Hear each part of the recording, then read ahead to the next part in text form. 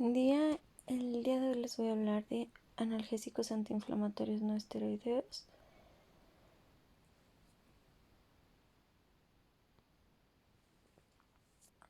Como introducción, pues primero saber que estos son, de acuerdo a la escala del dolor de la OMS, pues son la primera opción que se deben de utilizar para el tratamiento del dolor. Tienen como origen la corteza de sauce masculino. De ese árbol obtuvieron la salicilina, que fue aislada en 1821. La aspirina se desarrolló en Risser, Alemania, en 1850 por Bayer y se comenzó a fabricar desde 1899. Este tipo de fármacos va a ser un grupo de fármacos que van a tener tres características que pues los van a englobar en este grupo, que va a ser que son antiinflamatorios, antipiréticos y analgésicos. Pues definiendo el dolor, pues va a ser el dolor agudo, una constelación compleja de sensaciones desagradables. Van a tener experiencias perceptuales y emocionales. Va a tener asociación autonómica involuntaria como una respuesta. Esto pues puede ser hipertensión, taquicardia, diaforesis. Y pues va a estar sumada a reacciones conductuales y psicológicas causadas por daño tisular inducido por la enfermedad, por lesiones sufridas en un accidente o algún procedimiento quirúrgico. El dolor se puede clasificar según su duración en agudo y crónico. El agudo pues va a ser con una menor duración y aquí no va a tener tantas implicaciones psicológicas como en el caso de un dolor crónico. La patogenia, que puede ser neuropático, producido por un estímulo directo en el sistema nervioso central. Sus características va a ser que es punzante, quemante, acompañado de parestesias y disestesias. Y nociceptivo, que va a ser somático y visceral. Por su localización, pues somático y visceral, el somático va a ser por una excitación anormal de nociceptores somáticos superficiales, que se van a encontrar ya sea en la piel, en el tejido musculoesquelético o en los vasos. Y va a ser un dolor localizado. El paciente lo va a poder localizar muy bien. Va a ser punzante y se va a irradiar siguiendo trayectos nerviosos. Y el visceral pues va a ser una excitación anormal de nociceptores viscerales. Y este dolor va a estar muy mal localizado, va a ser continuo y profundo, y se va a irradiar a zonas alejadas del lugar donde se originó.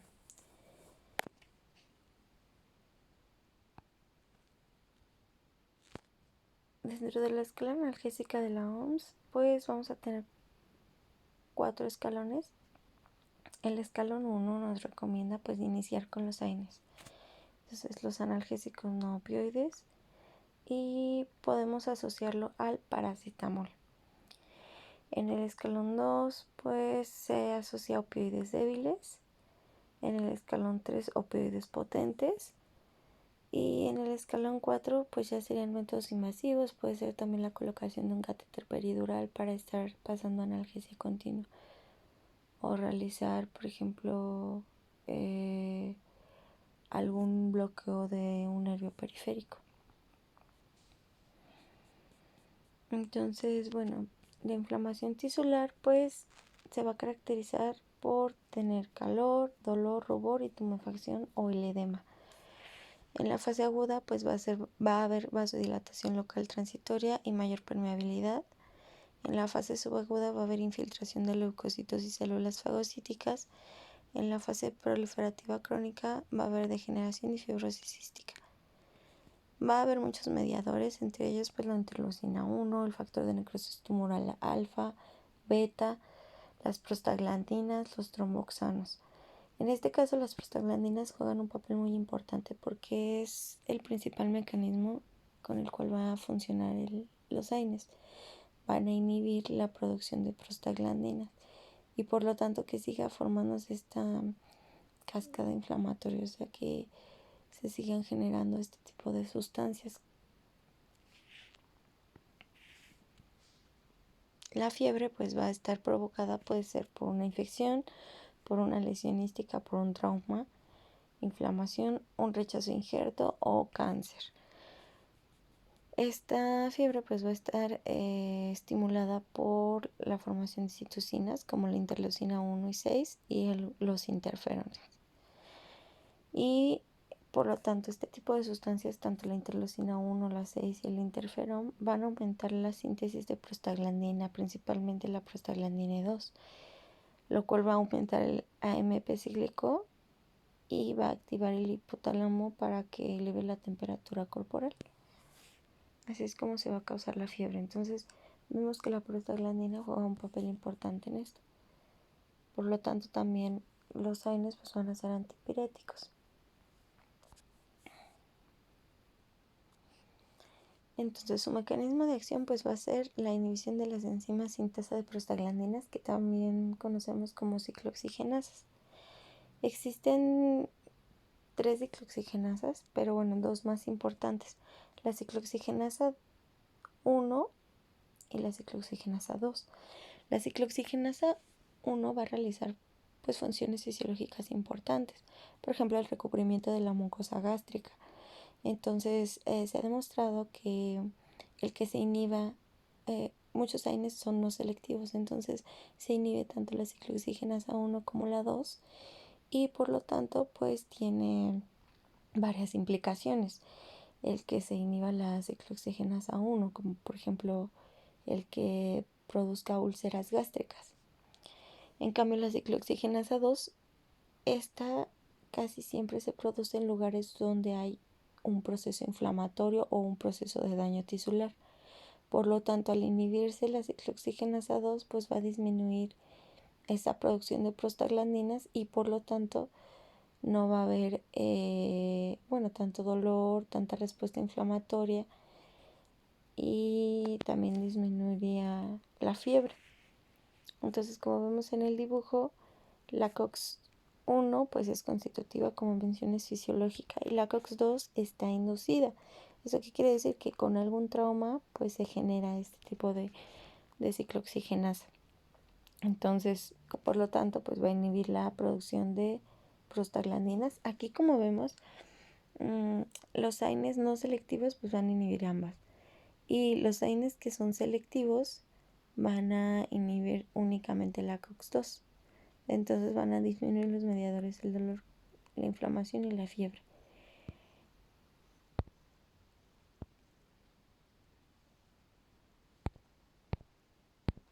Entonces, esto es muy muy importante, ¿no?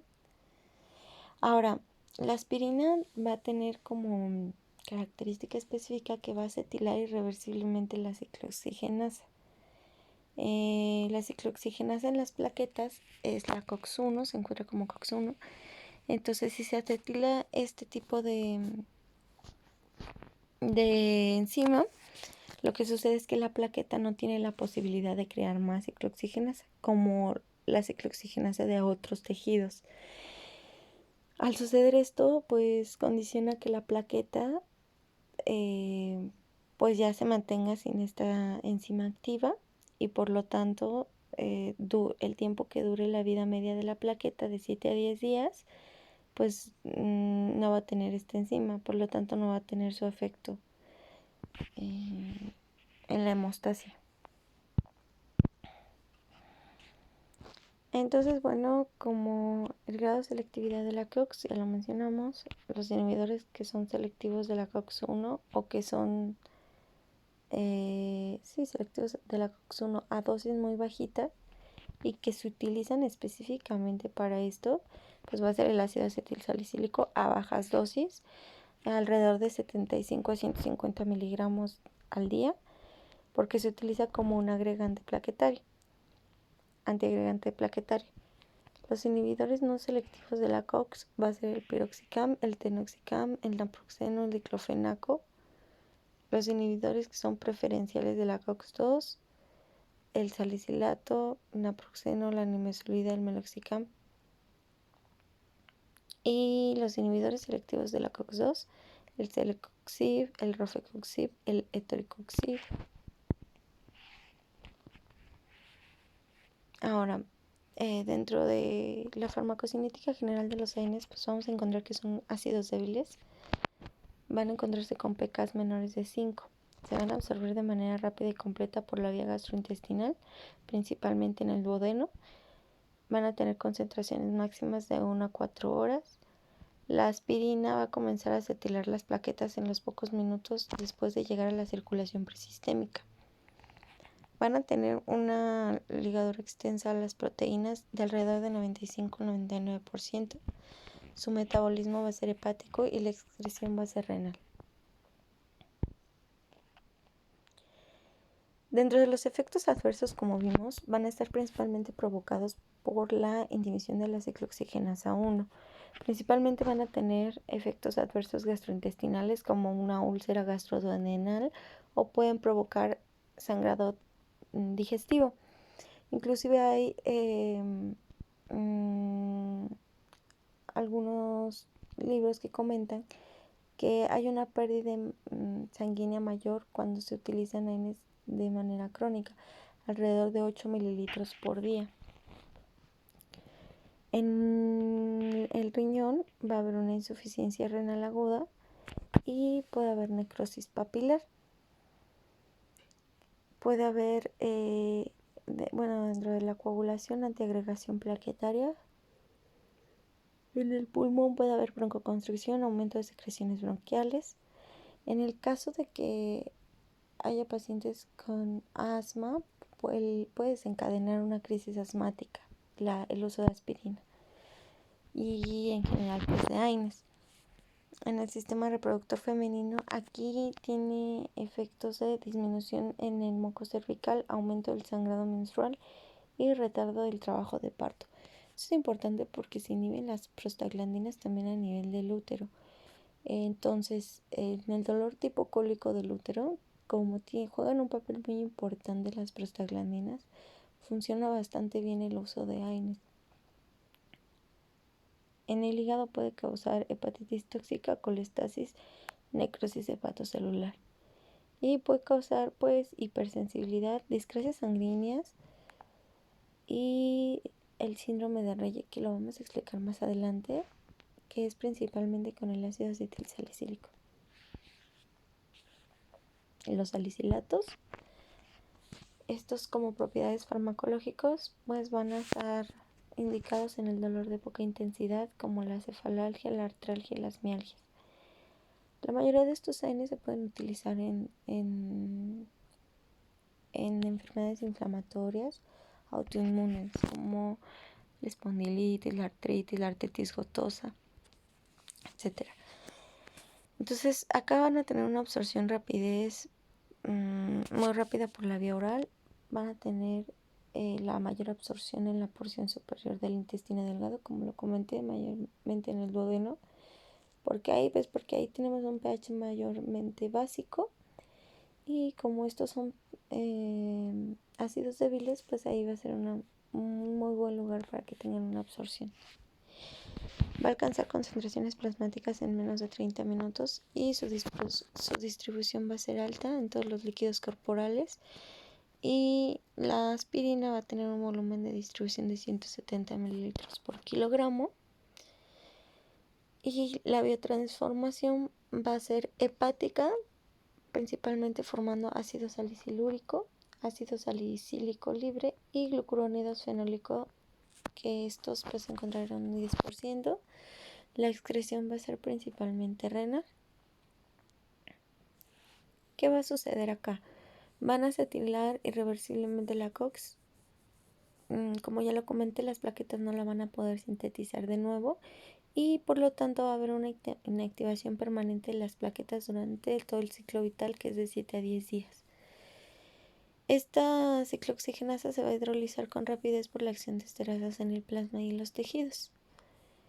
Entonces, esto es importante, lo de las plaquetas. ¿Por qué? Porque al momento de que nosotros hagamos un interrogatorio y el paciente nos comente que está utilizando aspirina, pues hay que recomendarle que se debe suspender 7 a 10 días antes para que no nos aumente el riesgo de sangrados a nivel intraoperatorio.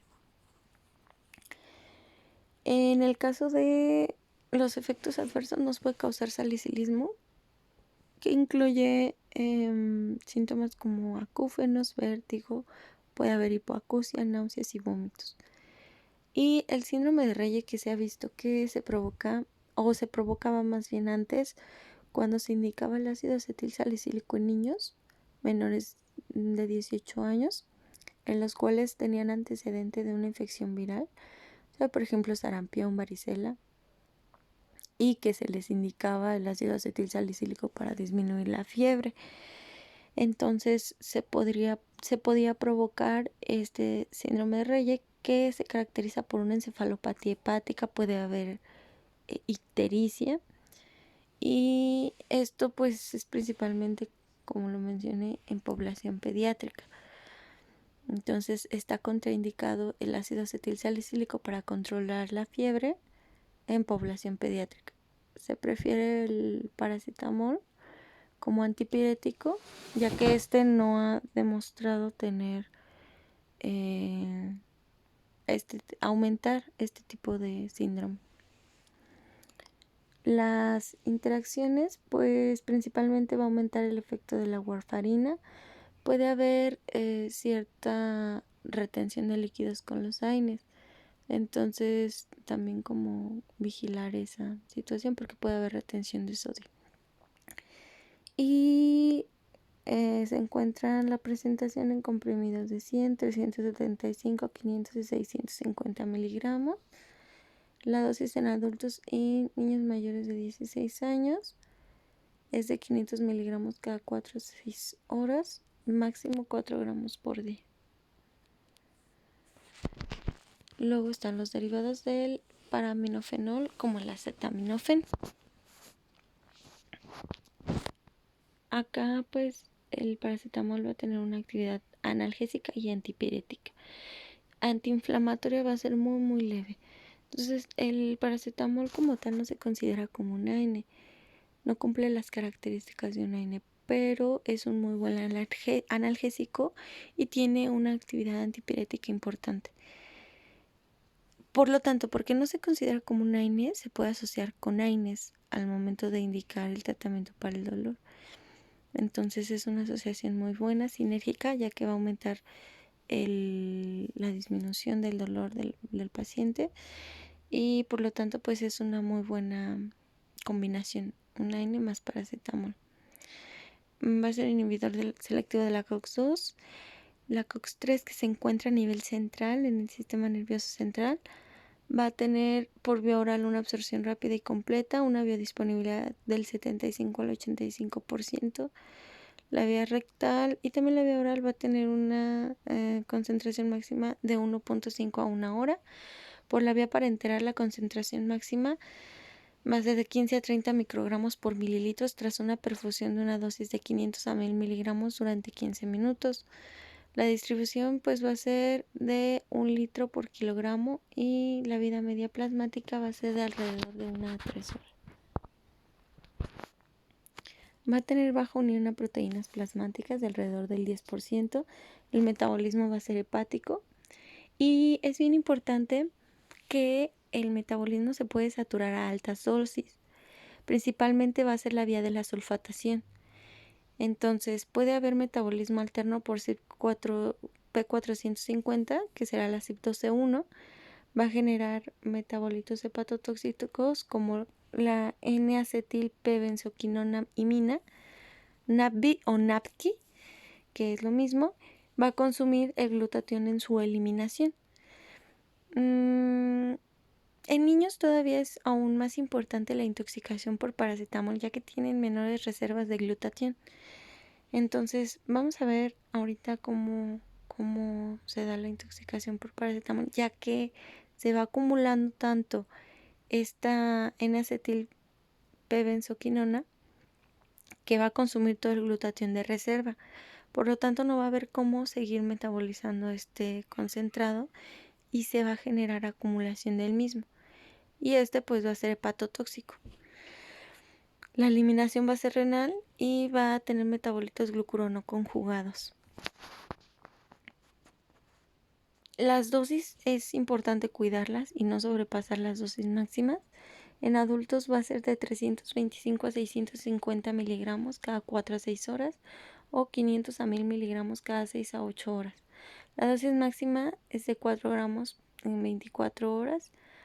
Rectal puede ser de 325 hasta 625 miligramos cada 4 horas o 650 a 1000 miligramos cada 6 horas.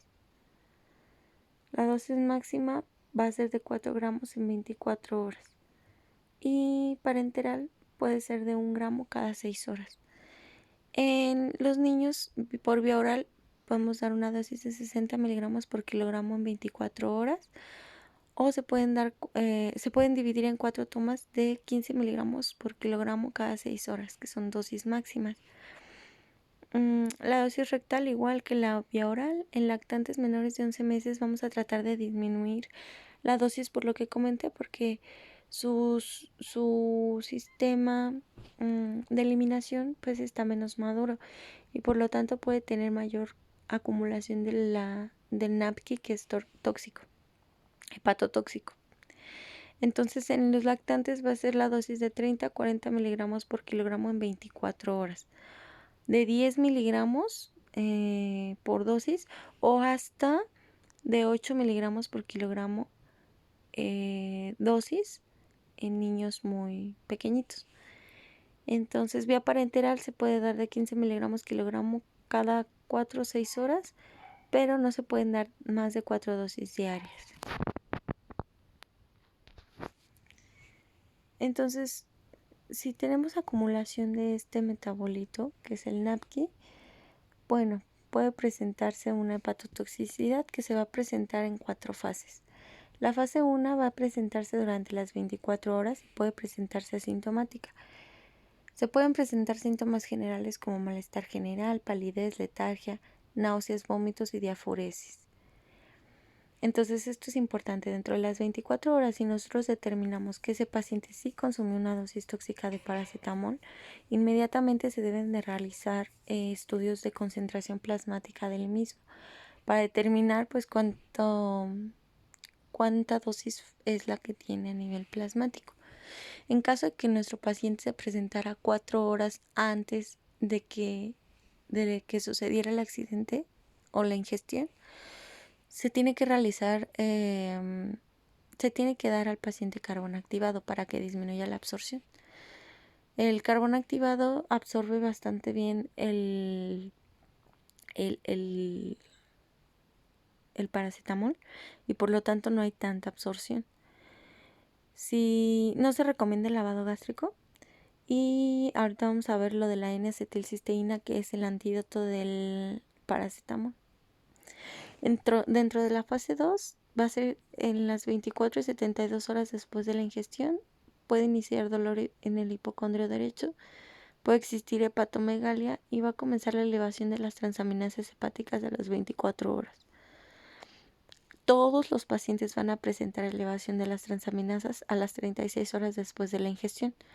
Puede elevarse también la bilirrubina total y alargarse a expensas de la indirecta principalmente y alargarse el tiempo de protrombina. Ahora, en la fase 2, que ya es después de las 72 horas hasta las 96 horas, se pueden llegar a tener anormalidades de la función hepática ya en su máximo esplendor. Y los síntomas de la fase 1 pueden reaparecer y se asocian también a ictericia, encefalopatía hepática y diátesis hemorrágica marcada. Puede haber elevación de las transaminasas y se pueden llegar a valores tan importantes de hasta 30.000 unidades por litro. Puede haber hiperamonemia, principalmente porque no está funcionando el hígado y pues se van acumulando estos metabolitos del amonio. Puede haber prolongación del tiempo de protrombina y del INR. Puede haber hipoglicemia, acidosis láctica y una concentración total de la bilirrubina mayor a 4, como comenté, a expensas de la indirecta. En la fase 4, los pacientes que sobreviven, es importante que en esta fase 3 los pacientes van a tener, bueno, va a ser el principal momento en donde hay la mayoría de las muertes. En la fase 4, los pacientes que sí sobreviven ya inician con la fase de recuperación clínica, que va a iniciarse en el día 4 y se va a completar el 7º día después de la intoxicación. Este proceso se puede prolongar por más de 3 semanas o más. Se pueden observar algunos cambios histológicos que varían desde la citólisis a necrólisis centrolobulillar. También es importante mencionar que la mayoría de los pacientes que sí sobreviven se recuperan completamente y no tienen daño hepática crónica. Entonces, estos efectos tóxicos se pueden encontrar después de una dosis de 10 a 15 gramos, de 150 hasta 250 miligramos por kilogramo, y las dosis de 20 a 25 gramos pueden ser letales. O sea, puede ser que ya no se pueda hacer nada por esos pacientes. Entonces sí hay que vigilar bien las dosis tóxicas de este fármaco, porque este es un fármaco de uso libre. Entonces muchas mamás le dan paracetamol y las gotitas frecuentemente a sus niños y no saben que puede tener este tipo de efectos tóxicos. Como ya lo había comentado, el tratamiento de la toxicidad va a ser principalmente, bueno, obviamente la BCDE. Nosotros, bueno, los médicos que se encuentran con el paciente en urgencias, o en el caso de que accidentalmente se den dosis de paracetamol muy altas, pues primero manejar al paciente, ¿no? La vía aérea, manejar la circulación, etcétera, ¿no? Entonces, antes de presentar la absorción intestinal, que sería dentro del lapso de 4 horas, se puede administrar carbón activado 1 gramo por kilogramo. Posteriormente, la N-acetilcisteína, ya que va a prevenir la hepatotoxicidad, restaurando los niveles de glutatión. Hay 2 tipos de protocolos, el de 20 horas por vía intravenosa y el de 70 horas por vía oral. Se van a dar 140 miligramos por kilo inicial, seguido de 70 miligramos por kilo cada 4 horas, hasta un total de 17 dosis. La administración intravenosa va a tener una dosis inicial de 150 miligramos por kilo en un goteo con 100 mililitros de solución glucosada al 5% en un lapso de 15 minutos. Se va a seguir de 50 miligramos por kilo en 250 mililitros de solución glucosada igual al 5% en 4 horas y se sigue con una infusión de 100 miligramos por kilo y 500 mililitros de solución glucosada al 5% en 16 horas. Recordando que el sabor de la N-acetilcisteína es muy desagradable.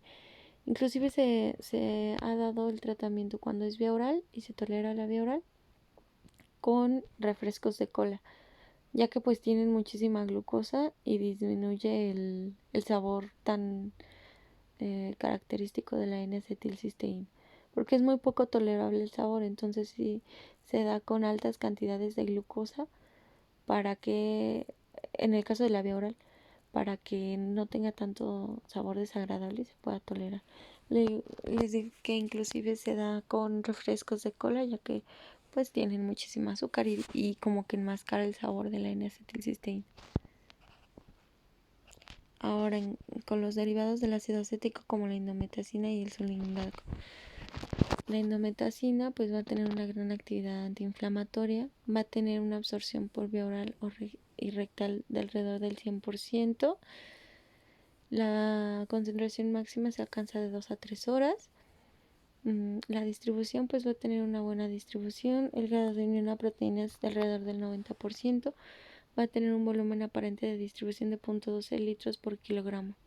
El metabolismo va a ser hepático, conjugación con ácido glucurónico. La eliminación va a ser en orina y heces, orina de alrededor del 60%. La dosis va a ser de 25 miligramos cada 8 a 12 horas y la dosis máxima va a ser de 200 miligramos por día. Los derivados del ácido heteroacético, como el ketorolaco, este va a ser un analgésico potente. Por lo tanto, se puede indicar en el dolor postquirúrgico. Va a inhibir también la agregación plaquetaria y estimular la aparición de úlceras gástricas. El ketorolaco es uno de los AINES más nefrotóxicos. Entonces hay que utilizarlo con mucha precaución en pacientes con insuficiencia renal. Dentro de la farmacocinética del metabolismo, pues va a tener una biodisponibilidad vía oral de cerca del 80% y se va a excretar en orina el 90%. Va a tener una unión importante a proteínas de alrededor del 99%. El metabolismo va a ser principalmente hepático y su acción analgésica va a aparecer al cabo de 10 minutos en la vía intramuscular o 30-60 minutos por la vía oral. El efecto máximo al cabo de 1.2 a 3 horas intramuscular o 1.5 a 4 horas oral. Y la acción analgésica se va a mantener alrededor de 6 a 8 horas. El tratamiento de dolor, pues moderado a intenso.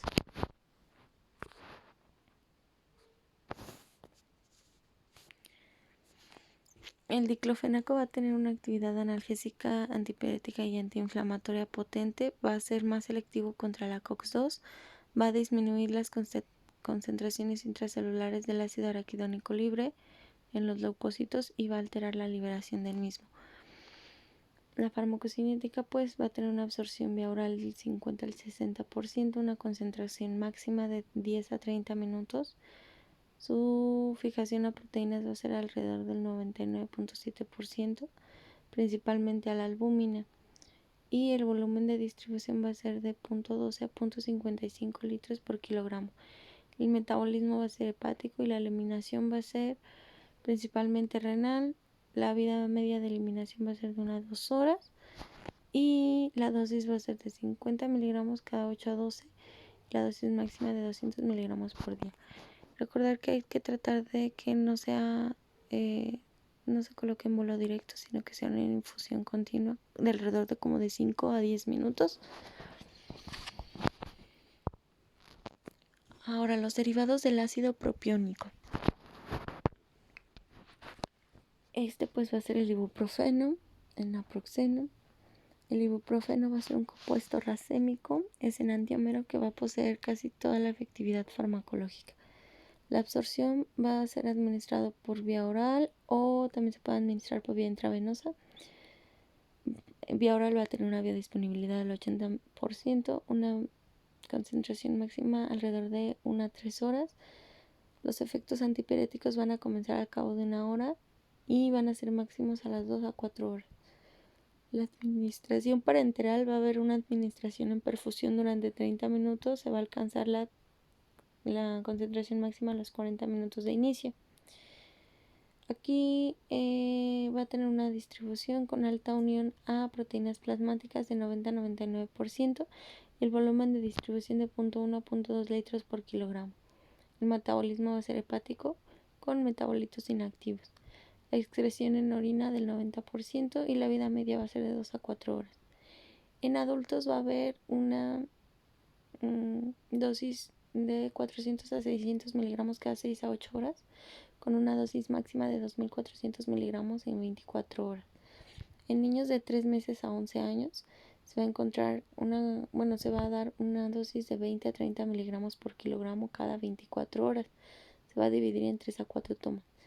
La administración parenteral solamente se ha demostrado en adultos y son 600 miligramos cada 6 a 8 horas, máximo 2.400 miligramos por día. Igual va a ser en una infusión que dure de alrededor de 5 a 10 minutos. La dosis de carga para el dolor posoperatorio va a ser de alrededor de 20 a 40 miligramos por kilogramo y la dosis a seguir va a ser de 10 a 20 miligramos por kilogramo cada 4 a 6 horas. Este es importante que no debe ser inyectado en bolo y la duración del goteo tiene que tener duración de alrededor de 5 a 10 minutos como mínimo.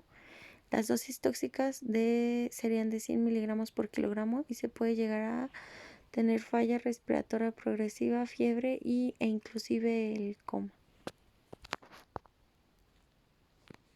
El naproxeno pues va a tener una absorción por vía oral y digestiva rápida.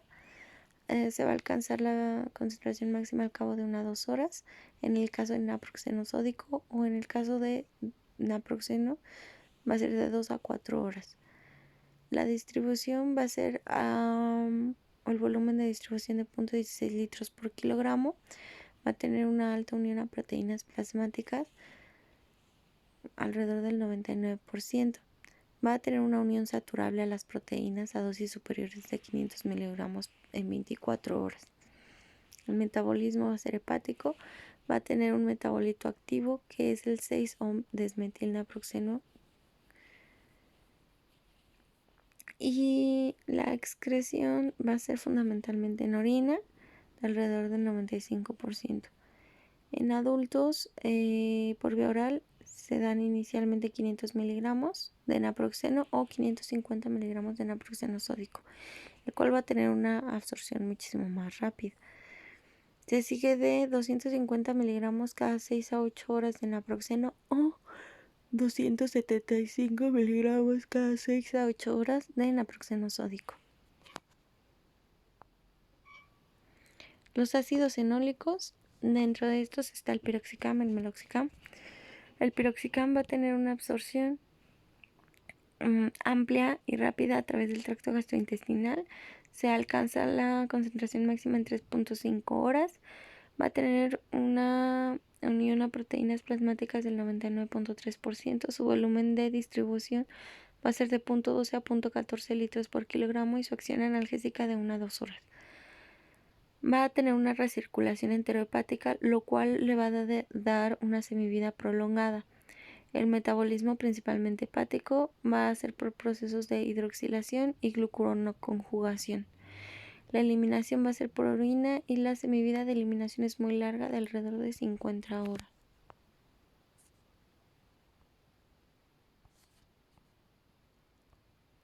Los inhibidores selectivos, el principal pues va a ser el celecoxib, que es un inhibidor selectivo de la COX-2.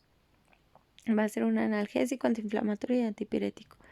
Va a tener inhibición selectiva de la COX-2, una absorción con una concentración máxima de 2 a 3 horas, distribución alta a proteínas plasmáticas de alrededor del 97%. El metabolismo va a ser hepático, hidroxilación y oxidación van a ser los mecanismos de metabolismo. Va a ser catalizado por el CYP12C9 y la eliminación va a ser renal con una vida media de 8 a 12 horas. Y por último la dipirona, que es el metamizol sódico, va a tener una acción a nivel central en hipotálamo, va a inhibir la COX y la producción de prostaglandina E2, lo cual puede provocar también liberación de óxido nítrico. Va a bloquear la hiperalgesia. Va a actuar también sobre la hiperalgesia persistente inducida por estimulación repetitiva, causando hipersensibilidad. Va a tener un efecto analgésico al modificar los umbrales de las fibras aferentes mielinizadas a delta y un efecto antiespasmódico, que este es importante ya que tiene ligera acción relajante de musculatura lisa, por lo cual nos puede ayudar también con el dolor tipo cólico, el dolor visceral. Va a administrarse por vía oral y tiene una absorción muy buena, una vida media de 1.2 a 2 horas y una distribución con la unión a proteínas plasmáticas de 58%. Va a tener un metabolismo hepático, su metabolito activo es la 4-aminoantipirina, el cual va a ser activo. La eliminación va a ser renal y tiene una vida media de eliminación de 3.7 a 11.2 horas. La dosis de carga de alrededor de 40 miligramos por kilogramo y la dosis de mantenimiento de 10 a 20 miligramos por kilogramo dosis cada 4 a 6 horas. Los efectos adversos pueden causar a granulocitosis y anemia plástica. Es menos probable que cause alteraciones como los demás AINES, como úlcera gástrica, igual que el paracetamol. No puede causar bueno, es más bajito el que causen este tipo de alteraciones gastrointestinales. Entonces, también se puede combinar con paracetamol, con algún otro AINE. Pues muchísimas gracias y estoy pendiente de los comentarios. Y si es que falta alguna información para poderla agregar. Muchísimas gracias. Buen día.